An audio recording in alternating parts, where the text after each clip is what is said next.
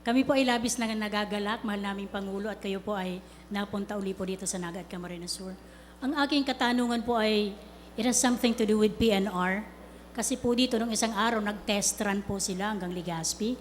Ano po ngayon, mahal na Pangulo, ang status po ng PNR at saka yung rehabilitation at saka yung expansion po nila, lalo po dun sa mga lugar na marami po mga informal settlers, mahal na Pangulo. Salamat po. Yung sa rehabilitation, ang pagkaintindi ko natapos sa lahat ng rehabilitation works. No? Balik tanaw lang tayo. Pagkaintindi ko rin, yung epekto ng Riming at saka Milenyo na bagyo, hindi namin saklaw yun na like 1.2 billion raw ang ginastos. Gusto ko pa-check yung resulta niyan.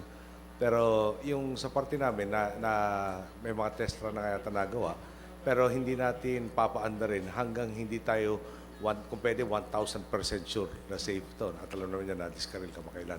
Yung expansion, Secretary ba? Expansion? Well, dyan po ngayon ay umaabot na po rito hanggang Legazpi. Ang nakikita namin sa pangmalawakan at pangmatagalan ay paubutin to sa Sorsogon. Dahil ang plano talaga ng DOTC ay magkaroon ng linya mula sa Cagayan, Isabela, dadaan sa Metro Manila hanggang bababa sa Sorsogon upang matugunan yung pangangailangan ng ating mga kaibigang magsasaka na madalang kanilang ani sa malalaking syudad ng Metro Manila. Siguro dagdag rin natin, no? Yung, kung naalala niyo yung nagpapatapo ng mga expressway. No? Yes, sir. Nung unang itinatag yung North Luzon Expressway, pinagkaloob sa isang pribadong korporasyon, ang karapatan na patakbuhin yan, pero may kondisyon na paabutin yung karsada hanggang Lucena sa Quezon, hanggang Carmen Rosales sa Pangasinan. Natapos na po yung prangkisa ng kumpanyang yan, na-renew na nga, at natapos na rin yata yung renewal, kung di ako nagkakamali, hindi pa umaabot doon. So, mukhang maliwanag na yung papunta na Lucena at yung magpapagawa ng connection, star yata ang ito magtutuloy, ang plano rin ay paabutin na hanggang Bicol. So, hindi pa tapos lahat ng plano, pero maliban doon sa railway system, magkakaroon tayo ng mga expressway dito. Sana abutan ko bago matapos sa termino ko, pero medyo mahaba-haba.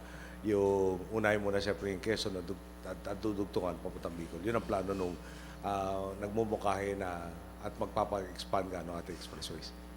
Meron po bang resettlement area sa mga informal settlers, mahal na Pangulo? Well, si Jesse actually ang nakatutok dati sa informal settler problems natin.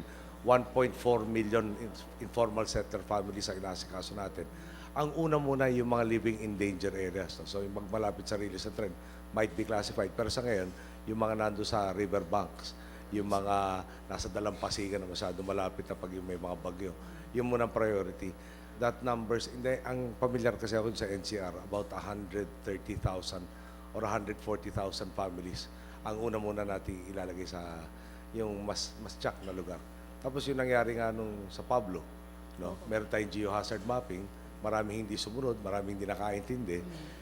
Ang dami nating komunidad na isasaayos, hindi lang informal settlers. Yes. Maraming salamat po, mahal na Pangulo. Thank you. Belia Carriazo, Bandera.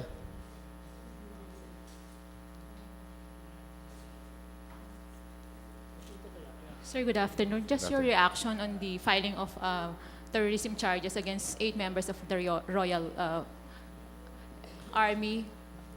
And then, meron ba legal assistance yung government for them?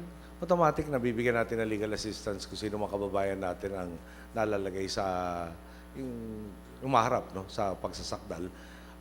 Regardless kung naniwala tayo sa pinaglalaban o hindi. Pero may obligasyon tayo na pakilagaan yung kanilang mga karapatan at nakatutok na dyan, siyempre, Foreign Affairs at katulong ang DOJ. Sir, second question, sir. Yung mga businessmen sa Mindanao, sir, are calling on you to use your emergency powers to solve the power crisis in Mindanao. And then may fear din na possible failure of elections this coming May. So ano pong gagawin natin? Well, naman tayo sa second part of the question. No? Tinanong natin kay Secretary Petilla yan at naka-imbak yung, alam naman yung kuryente sa Mindanao, karamihan hydro. So naka-imbak yung tubig to ensure precisely na may adequate na electricity, no? Especially for election day. Now, yung to solve the crisis in Mindanao, probably by tomorrow, Secretary Petilla will be presenting an immediate solution. No? Yung, kung babalik tayo dyan, masyadong matagal na napakamura ng kuryente dahil puro hydro ang pinagmumulan ng kuryente natin sa Mindanao. Na yung cost of generation sa hydro ay nakatayo na't lahat na hindi kaya mag-compete ng pribadong sektor through other uses. Buwaba na marami na siltation sa riverways dyan, yung illegal logging na lalo nagpasira sa watershed, naka-apekto rin sa ability to generate electricity. So, yung immediate solution will probably be a diesel-powered plant. Bakit diesel? Yun ang pinakamabilis na maitatayo. May kailangan ng action from Congress, joint resolution, I understand, no, to authorize us to purchase. Under EPIRA, hindi na kasi pwedeng bumili ng generating capacity ulit ang gobyerno. But once that is done, that will be the stopgap measure. Dalawang scheme, no? One is either government buys it or we will be renting from those that have the generating capacity. Mabawasan yung brownouts na nangyayari dyan.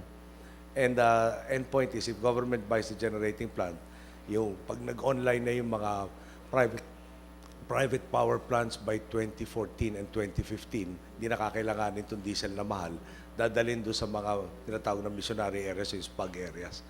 So, ipe-present yung lahat ng detalye by tomorrow, I understand, no, from Secretary Petilla. Ngayon, yung kalinsunod dyan, may kasunduan kasi na paghahatian yung shortages. Ngayon, ng Zamboanga City, nasa dulo no grid. Ang problema, lahat ng mga nauna sa grid, lumalampas yung kinukuha nila o kinukonsumo ng kuryente dun sa pinagkasunduan. Nakakawawa yung Zamboanga City in particular na ubos na lahat bago umabot sa kanila. So sila nakakawawa. So towards that end, magkakaroon ng mga penalties and fines on those who overdrew beyond their stated limits. Yung, balikan ko lang, no? Pag nagtayo ng power plant, hindi naman tayo makakabili na ma-install bukas. No? Hindi simple generator lang yan.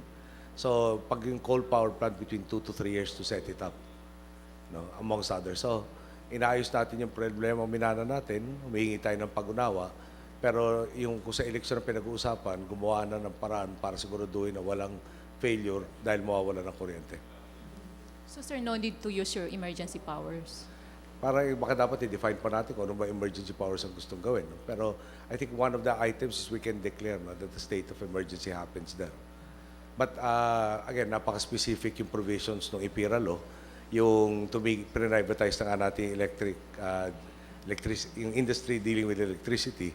So, kailangan natin ng authority from Congress if we will put in this stopgap measure.